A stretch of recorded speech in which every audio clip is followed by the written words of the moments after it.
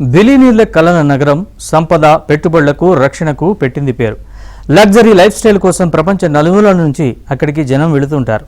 అలాంటి నగరం ఇప్పుడు మూగబోతోంది. లగ్జరీ హోటల్స్ అన్నీ వెలవెలబోతున్నాయి. అసలు ఎందుకు ఈ పరిస్థితి?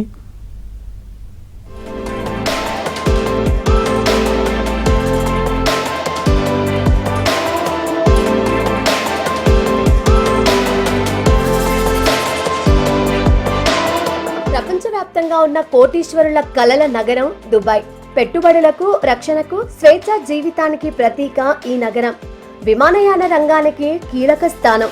ఎప్పుడూ విదేశీ పర్యాటకులు పెట్టుబడిదారులతో కలకలలాడే నగరం.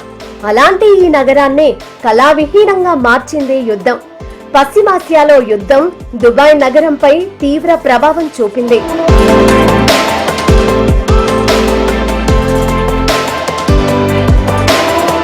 యుద్ధం నేపథ్యంలో దుబాయ్ నగరం బోసిపోయింది. చాలా ప్రాంతాల్లో షాపింగ్ మాల్స్, వాణిజ్య సంస్థలను మూసేశారు.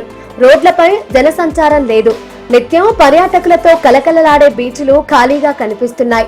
బుర్జ్-అల్ అరబ్ సహా పలు ప్రముఖ హోటళ్లు క్షిపణి దాడులకు గురి కావడంతో ప్రజలు ఇళ్ల నుంచి బయటకు రావడం లేదు. చాలా మంది విదేశీయులు దేశం విడిచి వెళ్లిపోయారు.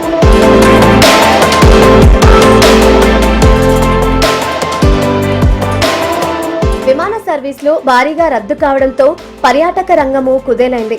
ప్రముఖ హోటల్స్ మూతపడుతున్నాయి. విదేశీ పర్యాటకులను ఆకట్టుకునేందుకు హోటళ్లు భారీ డిస్కౌంట్లు ఇస్తున్నా స్పందన లేదు. సిటీ, స్టాండర్డ్ చార్టర్డ్ వంటి అంతర్జాతీయ బ్యాంకులు తమ ఆఫీసులను ఖాళీ చేసేశాయి.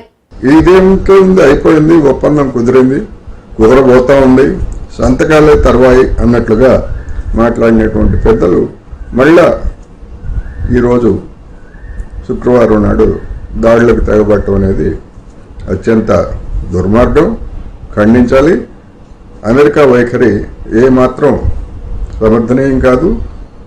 అమెరికాకి పిల్లి చెలగాటం ఎలుకకు ప్రాణ సంకటం అన్నట్టుగా అమెరికా చెలగాటం మనలాంటి దేశాలకు నిత్యం ఇబ్బందికరమైనటువంటి పరిస్థితులని తీసుకొస్తూ ఉంది.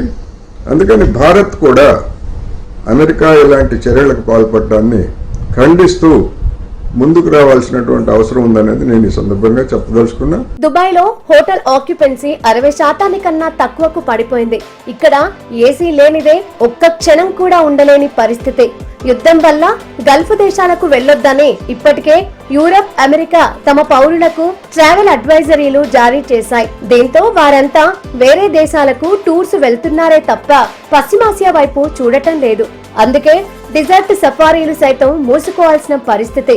2023లో 1,70,00,000 మంది విదేశీ పర్యాటకులు దుబాయ్ వచ్చారు. ఇప్పుడు ఆ పరిస్థితి లేదు. జనం హోటల్స్ బిల్స్ కట్టలేక, ఉష్ణోగ్రతలు 45 డిగ్రీలు దాటడంతో వీధుల్లో తిరగలేక ఇబ్బంది పడుతున్నారు.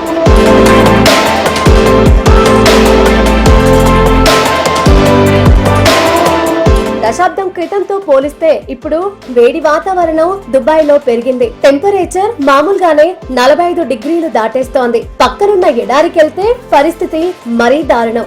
దీంతో ఉన్న కొద్ది మంది పర్యాటకులు సైతం ఎంజాయ్ చేయలేకపోతున్నారు. కరోనా, ఉక్రెయిన్ యుద్ధం తర్వాత పర్యటనలపై పాశ్చాత్య దేశీయులు ఖర్చులు తగ్గిస్తున్నారు.